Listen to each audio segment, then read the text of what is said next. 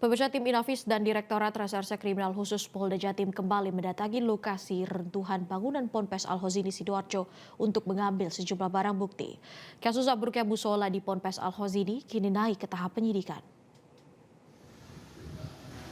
Polisi kembali mendatangi Ponpes Al-Khozini pada Kamis siang 9 Oktober untuk mengusut penyebab ambruknya musola di Ponpes.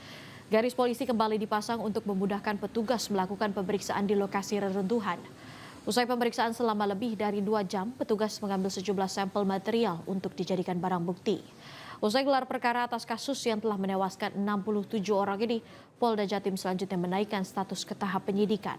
Polisi masih mendalami keterangan dari 17 orang saksi untuk mengetahui saksi mana yang akan kembali dipanggil dalam tahap penyidikan.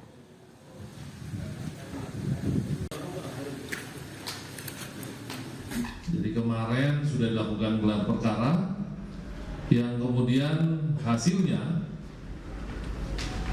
untuk sejak kemarin juga telah dilakukan peningkatan status dari proses penyelidikan menjadi penyidikan.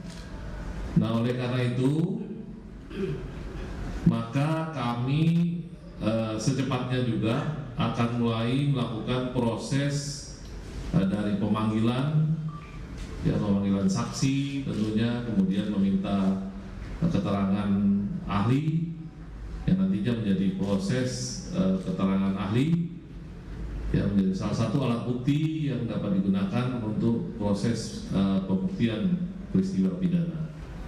Pemirsa, sementara itu 8 jenazah santri korban ambruknya bangunan musola di Ponpes Al-Khozini kembali teridentifikasi.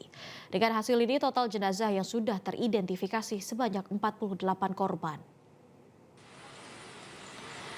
8 jenazah yang berhasil teridentifikasi pada Kamis 9 Oktober adalah Muhammad Adam berusia 12 tahun, Muhammad Ryan 14 tahun, Muhammad Abdul Rahman 15 tahun, Gifari Hasbi 15 tahun, Todi Afandi 14 tahun, Ahmad Ramzi 15 tahun, Abdullah A.S. Syadid 16 tahun, dan Arif Afandi berusia 15 tahun. Para korban berasal dari Surabaya, Sidoarjo, Bangkalan, Pasuruan, dan 1 warga Bogor, Jawa Barat. 7 di antara jenazah berhasil teridentifikasi melalui pencocokan DNA yang diperkuat medis dan barang kepemilikan.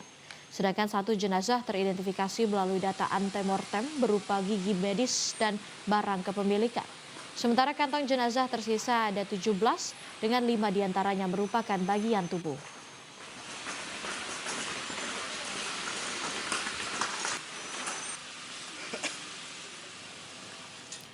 Pemirsa, pemerintah kota Surabaya menyiapkan tim pendamping psikis bagi warganya yang menjadi korban insiden robohnya musola Ponpes Al-Khozini.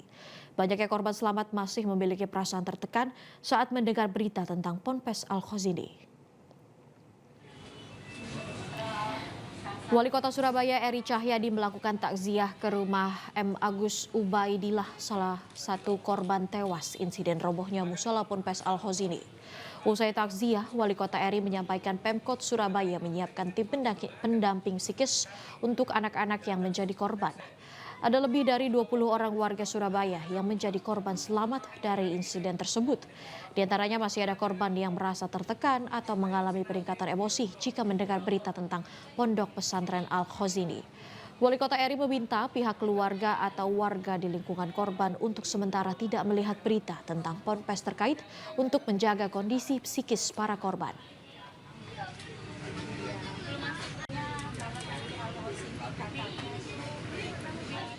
Sampaikan ketika melihat atau mendengar berita tadi, emosinya akan berubah.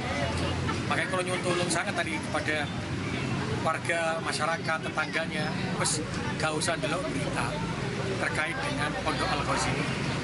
Karena bagaimanapun anak-anak kita yang usianya masih SMP, masih SMA, itu kan masih tidak stabil, masih labil.